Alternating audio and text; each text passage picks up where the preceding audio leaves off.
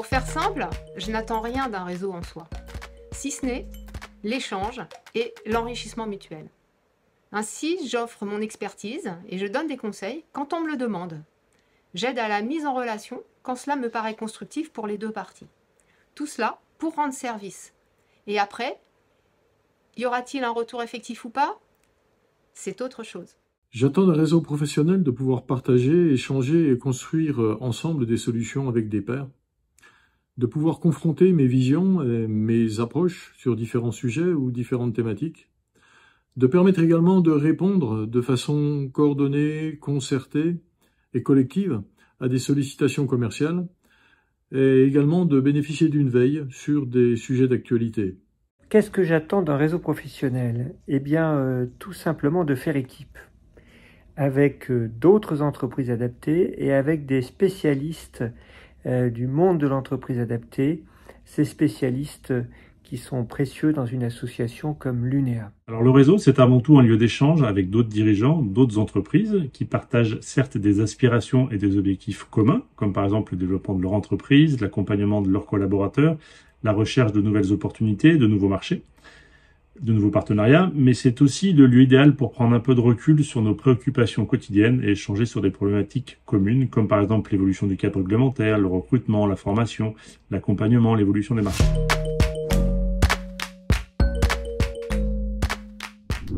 Faire réseau permet, de mon point de vue, de construire une vraie intelligence collective et de maximiser sa force de frappe, à la fois en matière de communication, mais également en termes d'influence et de lobbying, en multipliant aussi à la fois les connexions avec ses pairs, mais également avec les autres réseaux existants. Il faut déjà que nous soyons mieux connus, nous, entreprises adaptées, à travers les différentes filières économiques, par rapport aux candidats possibles que nous aimerions recruter.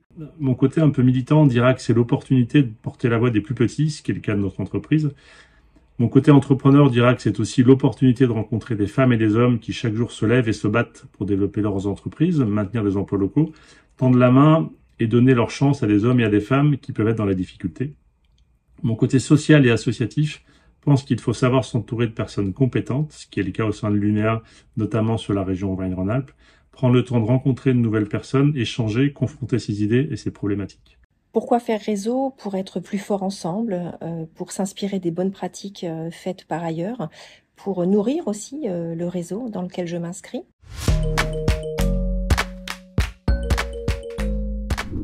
Le partage d'expériences, le partage des difficultés, les questions que nous nous posons, pour eh bien, les mettre sur la table ensemble, les partager avec les collègues, les spécialistes et les pouvoirs publics aussi, de manière à pouvoir avancer ensemble. Ce qui est important dans le cadre d'un réseau, c'est de pouvoir travailler en totale confiance et en totale transparence avec les autres membres. Il est également plus que souhaitable que chaque membre puisse s'investir dans le fonctionnement du réseau en se positionnant à la fois comme client, mais aussi et surtout comme contributeur. Combiner à la fois la mission d'accompagnement emploi-handicap et la performance économique reste complexe. Aussi, pour moi, le plus important, c'est de ne pas rester seul et de pouvoir avancer dans un environnement qui soit plus coopératif qu'hostile.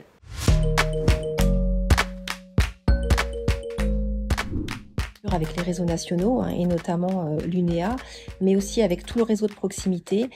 Je pense aux entreprises adaptées avoisinantes, je pense aux SPE, aux entreprises classiques, aux IME, à l'éducation nationale pour ce qui touche au vivier, et également aux entreprises d'insertion, mais bien d'autres encore. Il y a des facteurs clés ou un facteur de pérennité du réseau, c'est aussi de favoriser la convivialité, d'entretenir une forme d'esprit d'équipe, et de veiller à se retrouver en présentiel pour pouvoir vraiment cimenter les relations. Avec qui et comment? Eh bien, avec les confrères, bien sûr,